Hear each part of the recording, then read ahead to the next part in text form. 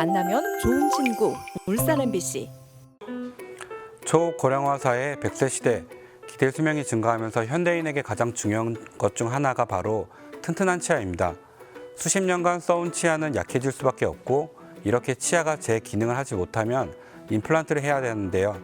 임플란트를 건강하게 오래 사용하고 싶다면 임플란트 치료 후 주의사항을 잘 숙지하고 지키는 게 중요합니다. 안녕하세요. 치과 전문의 변성훈 원장입니다. 자연 치아를 상실하는 가장 큰 원인 중 하나가 치주 질환입니다. 임플란트에도 이런 치주 질환이 생길 수 있는데 이것을 임플란트 주위염이라고 합니다. 임플란트의 경우 자연 치아와 다르게 치아 안에 신경도 없고 뼈와 치아를 연결해주는 치주 인대도 없기 때문에 통증이 없거나 약해서 임플란트 주위염이 생긴다 해도 잘 인지가 되지 않습니다. 환자분들이 인지할 때쯤이면 이미 임플란트 주위염이 어느 정도 진행되었을 가능성이 있고, 심하면 임플란트 주변 뼈의 흡수로 인해서 임플란트 제거가 필요할 수도 있습니다. 그렇기 때문에 자연 치아보다 더 철저한 구강 관리가 요구됩니다. 치과의사가 적절하게 치료했고 환자분이 잘 관리하셨다면 10년에서 20년, 나아가 반영구적으로 사용이 가능합니다.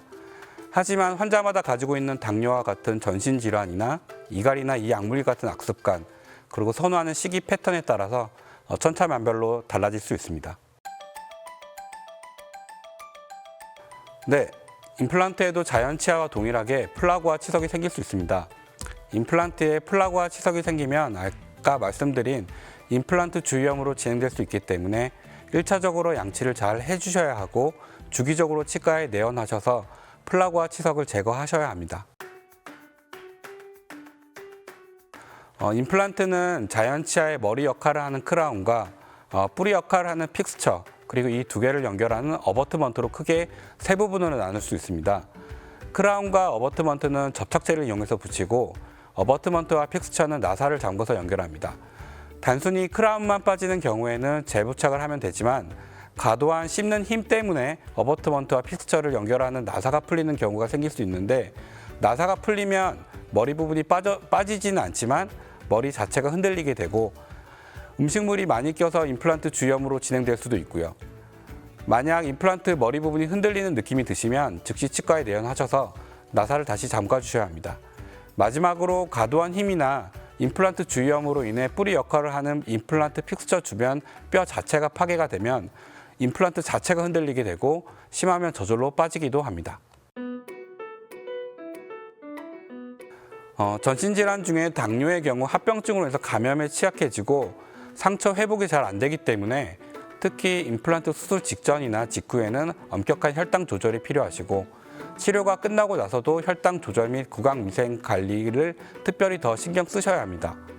또한 흡연의 경우도 플라그나 치석의 침착을 촉진하고 구강 내 모세혈관의 혈액순환을 방해해서 감염이나 염증에 취약하게끔 만들기 때문에 주의하셔야 합니다. 그리고 이악물기나 이갈이와 같은 습관도 임플란트 수명에 큰 영향을 끼칩니다. 자연 치아의 경우 뼈와 치아는 치주인대로 연결되어 있어서 어느 정도 정상적인 흔들림이 존재하는데, 임플란트는 이런 치주인대가 없이 뼈와 직접적으로 단단히 결합되어 있습니다. 정상적인 씹는 힘 이상의 과도한 힘이 가해지면 임플란트 주변의 뼈가 파괴될 수 있습니다. 이갈이나 이악물기 습관은 구강 위상 관리가 잘 된다 해도 임플란트 치료의 실패로 이어질 수 있기 때문에 이런 습관들이 있으신 분들은 수면 이갈이 장치나 씹는 근육 쪽에 보톡스 치료를 받으시는 것을 권합니다.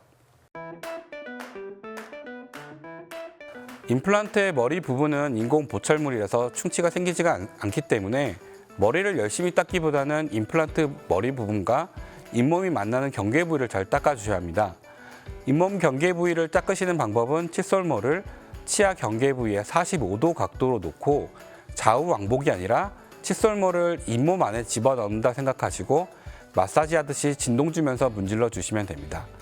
그리고 임플란트를 앞니 쪽이나 어금니 쪽 부위에 여러 개 하신 경우 머리 부분이 한 덩어리로 묶여 있는 경우가 많기 때문에 칫솔만으로는 머리 사이사이에 고여있는 음식물 제거가 힘듭니다. 필수적으로 치간 칫솔이나 고압의 물로 씻어내는 워터픽을 사용하셔야 합니다. 경험적으로 봤을 때 치간 칫솔보다 워터픽이 더 간편하게 할 수 있고 치간 칫솔은 잘못 사용하게 되면 오히려 잇몸이 망가지는 경우가 있어서 치간 칫솔보다는 워터픽을 추천드립니다. 또한 화장실에서 거울 보고 양치질 하시면 1분을 넘기기가 쉽지 않은데 저녁에 마지막으로 양치질 하실 때는 치약 묻히지 마시고 칫솔 들고 거실 나오셔서 TV 보시면서 천천히 5분에서 10분 이상 닦아주시면 됩니다. 임플란트 치료 완료 직후에는 3개월 후에 내원하셔서 교합 상태와 잇몸과 임플란트 주변 뼈 상태를 체크해서 문제점이 없고 환자분께서 양치 관리가 잘 되시면 6개월마다 한 번씩 정기검진을 받으시면 됩니다. 정기검진 시기가 아니더라도 임플란트 주변 잇몸이 붓고 피나고 냄새가 나신다면 즉시 내원하셔야 됩니다. 임플란트 주염이 오시더라도 초기에 적절한 처치가 이루어진다면 진행을 멈추게 할 수 있지만 중증으로 진행되시면 재수술 가능성이 높아집니다. 임플란트 치료 시 부철물을 부착했다고 해서 모든 치료가 다 끝난 것이 아닙니다. 이젠 새로운 관리의 시작입니다. 치과에서만 치료를 하는 것이 아니라 집에서 양치하는 것도 하나의 치료라고 생각하시고 열심히 해주셔야 합니다.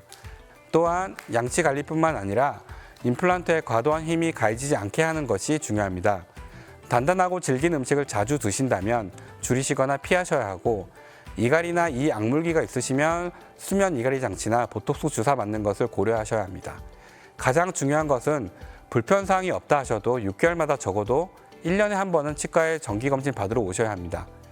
마지막으로 임플란트 치료를 이미 받으신 분이나 받으실 예정인 환자분들께 드리고 싶은 말씀은 성공적인 임플란트 치료의 결과는 치과의사 혼자 만드는 것이 아니라 환자와 같이 만드는 것으로 앞에서 말씀드린 주의사항을 잘 숙지하고 지키려고 노력하셔야 합니다.